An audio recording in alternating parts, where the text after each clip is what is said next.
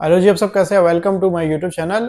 जैसे कि आप लोगों को पता है कि मैं स्पेन में हुआ करता था, वहाँ पे इमिग्रेशन को भी डील करता था और साथ में मैं विजिट वीज़ा को भी डील करता था। और जब से मैं पुर्तगाल आया हूँ तो पुर्तगाल को देख के और उसके बाद जब लोग मेरे वीडियोस और व्लॉग्स देखते हैं कि अभी मैं पुर्तगाल को देख रहा हूँ, यहाँ पे इमिग्रेशन और यहाँ पे D2 वीज़ा, D7, D1 और उसके साथ साथ जो वोकेशनल कोर्सेज है, तो हर कोई मुझसे यही पूछता है कि आप हमें ये बताएं कि इस वक्त स्पेन बेहतर है या पुर्तगाल बेहतर है। देखो, मैं अगर अपने एक्सपीरियंस आप लोगों के साथ शेयर करूं तो बाद में मैं अपना एक रिजल्ट भी दे दूंगा कि मेरे नज़र में कौन सा कंट्री बेहतर था और आप लोगों को कौन सा कंट्री चूज़ करना चाहिए। एक तो मैं अपना पॉइंट ऑफ व्यू दे दूंगा, उसके बाद आप लोगों का अपना एक पॉइंट ऑफ व्यू होगा जिस कंट्री को आप लोग चूज़ करें।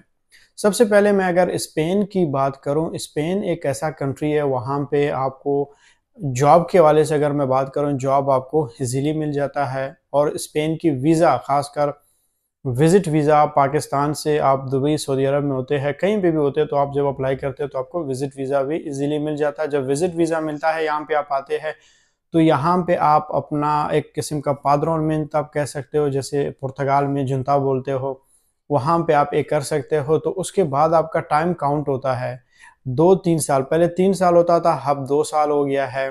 अब इसी बीच में आप वहाँ पे रह के देसियों के साथ आप काम भी कर सकते हैं। देसी आपको काम दे देते हैं। अगर आप कहीं किसी के साथ काम नहीं करना चाहते हैं तो फिर आप किसी अपने आपके पास पेपर नहीं होगा, आप किसी और के पेपर अगर इस्तेमाल करना चाहो, वो है तो वैसे इलीगल है, लेकिन देसी लोग, आपको पता है, ये लोग इस मामलात में थोड़ा करते हैं, कोऑपरेटिव होते हैं, आप कह सकते हो हम। और उसके साथ साथ स्पेन का मौसम भी बहुत अच्छा है।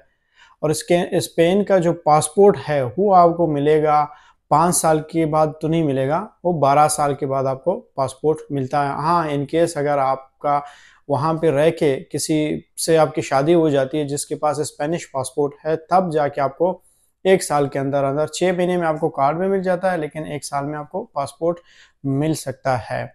और बाकी वहाँ पे आप कह सकते हो रिहाइश वगैरह भी मुनासिब है, लोग भी वहाँ पे बहुत अच्छे हैं, वेलकमिंग है, मतलब प्यार करने वाले होते हैं, तंग नज़र नहीं होते हैं, कंजर्वेटिव नहीं, एक दूसरे को, दूसरों को तंग नहीं करते। जैसे अगर पाकिस्तानी हो, इंडियन हो, जो भी हो, आप सबके लिए इक्वल है।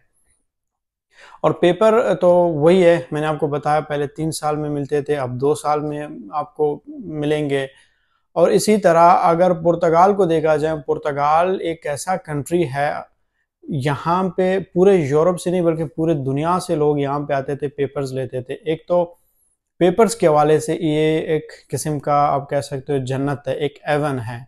और इसी तरह टीआरसी, पीआर, साथ में जो स्टूडेंट वीज़े पे भी लोग आते थे, D2 category, D1, D7, D8 वीज़े पे लोग आते थे यहाँ पे और टीआरसी लेते थे, और साथ साथ में 5 साल के बाद उनको पासपोर्ट मिलता था। अब जब से आर्टिकल 88 और 89 बंद हो गया है, यानी लोगों को ऐसा लग रहा है कि इमिग्रेशन बंद हो गया। इमिग्रेशन बंद तो हो गया है, कौन से लोगों के लिए हो गया है? उन लोगों के लिए हो गया है जो लोग डंकी लगा के आते थे।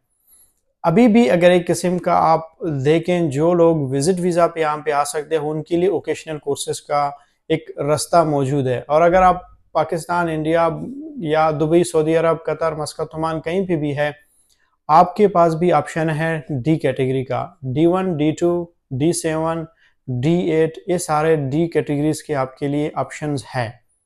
आप इनके थ्रू आ सकते हो। और अगर आप विजिट वीज़ा पे आए हो या वर्क परमिट में आए हो या किसी भी तरीके से आप किसी और कंट्री में टीआरसी लेके आए हो, वर्क परमिट, उसके ज़रिए भी आप यहाँ पे आके वोकेशनल कोर्सेज में अपने आप को इनरोल करते हैं और उसके बाद आप टीआरसी ले सकते हैं। और अब कुछ दिनों में कुछ न्यूज़ हमारे सामने आ रहा है, वो यही है कि ज़्यादातर लोग यही कह रहे हैं कि पुर्तगाल ने इमिग्रेशन दोबारा ओपन किया है। देखो, ओपन करेगा, पुर्तगाल की इमिग्रेशन जो है वो टेम्परेरी क्लोज हो गई है। मैं शुरू दिन से आप लोगों को ये बताता जा रहा हूँ। क्यों? क्योंकि पुर्तगाल की जो मैशियत है, इकनॉमी है, ये टोटली डिपेंड करता है इमिग्रेंट्स के ऊपर। इमिग्रेंट्स जो इतने यहाँ पे है, ये लोग काम करते हैं, टैक्स देते हैं। जितने एशियंस और जितने इमिग्रेंट्स यहाँ पे टैक्स देते हैं, इनके अपने लोग नहीं देते। इनके अपने लोग यहाँ पे सारे बूढ़े लोग हैं, यहाँ पे इनके पास ना पैसे हैं, ना काम करते हैं, ना कुछ। इनके अपने बच्चे अमेरिका, यूके में वहाँ पे रहते हैं और यहाँ पे है ही नहीं। और बाकी इनकी जो तादाद है वो भी, आबादी इनकी कम होती जा रही है।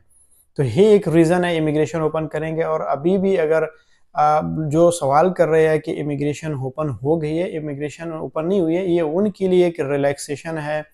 जो लोग 3 जून से पहले आए थे, जिन्होंने निस और निफ अपना बनाया था, उनके पास प्रूफ है, तो वो जाके कॉन्ट्रैक्ट लगा सकते हैं और कॉन्ट्रैक्ट के साथ साथ या फिर अपना एक्टिविटी खोलते हैं और वो एलिजिबल होते हैं अपने 12 टैक्स और 6 टैक्स के बाद कार्ड लेने के लिए। फिर उसके ऊपर डिपेंड करता है कि कोई फाइल लॉक करने के बाद क्या कोर्ट केस करेगा या नॉर्मल प्रोसेस के तहत जाएगा, उसके ऊपर डिपेंड करता है। बहरहाल ये है कि जो लोग 3 जून से पहले यहाँ पे आए थे, जब इमिग्रेशन क्लोज हो गई थी और उनकी फाइल लॉक नहीं हुई लेकिन निस और निफ बन गया था, या फिर निस निफ के अलावा भी अगर आपका सिर्फ और सिर्फ एंट्री है यहाँ पे और आपने निस और निफ भी नहीं बनाया है, तो वो भी आपके लिए ऑप्शंस मौजूद है। तो ये एक तरीका है। बाकी स्पेन का जो पासपोर्ट है आपको 5 साल में मिलेगा, और पुर्तगाल का पासपोर्ट 5 साल में मिलेगा और स्पेन का आपको 12 साल में मिलेगा। और पुर्तगाल की जो जॉब रेशो है बिल्कुल ना होने के बराबर है, और स्पेन में जॉब आपको आराम से और इजीली मिल जाता है। और अगर आप पुर्तगाल में होते हैं तो यहाँ पे अगर आपके पास निस और निफ है तो आप बिजनेस भी कर सकते हैं, आप कारोबार भी कर सकते हैं, यहाँ पे आप स्टडी भी कर सकते हैं और पेपर्स भी ले सकते हैं। तो ये है पुर्तगाल और स्पेन की सूरत-हाल। बाकी डिपेंड करता है आपके ऊपर कि आप पुर्तगाल को चूज़ करेंगे या स्पेन को करेंगे। अगर मैं यहाँ पे होता, अगर कोई मुझसे पूछता, स्पेन से मुझे कोई कॉल करता है, तो मैं उसको बोलता हूँ, भाई आप सबसे पहले अपने पादरोन करवाएँ। और इसी तरह फिर उसके बाद अगर पादरोन जिसकी हुई है, वो अगर मुझसे पूछता है, भाई अगर मेरे इस वक़्त वीज़ा एक्सपायर नहीं हुआ है और मैं पुर्तगाल आना चाहता हूँ, उसको मैं कहता हूँ आप आ जाएँ, आप वोकेशनल कोर्सेज़ करें। या फिर आपका कोई बंदा पाकिस्तान, सऊदी अरब, दुबई में, उसको फिर मैं कहता हूँ भाई आप जॉब सीकर वीज़ा पे आ जाएँ, D2, D1, D7, D8 visa पे आप आ जाएँ। अगर विजिट वीज़ा पे भी आप आ सकते हैं तो भी आप आ जाएँ, आप वोकेशनल कोर्सेज़ में एंट्री कर सकते हैं। 3 महीने के अंदर-अंदर आप अपना डॉक्यूमेंट्स ले सकते हैं और कोर्ट कर सकते हैं, एडमिशन करा सकते हैं, अपना निस और निफ सारा चीज़ें आपको आसानी से बन सकते हैं, मिल सकते हैं। जुनता हो गया, बैंक अकाउंट हो गया, सब चीज़ें यहाँ पे इस वक़्त बन रही है। तो नाज़रीन, अगर वीडियो पसंद आ गई तो चैनल को सब्सक्राइब करें और बेल आइकन में भी क्लिक करें। मिलते हैं अगले वीडियो में, तब तक आप लोग अपना ख्याल रखिए।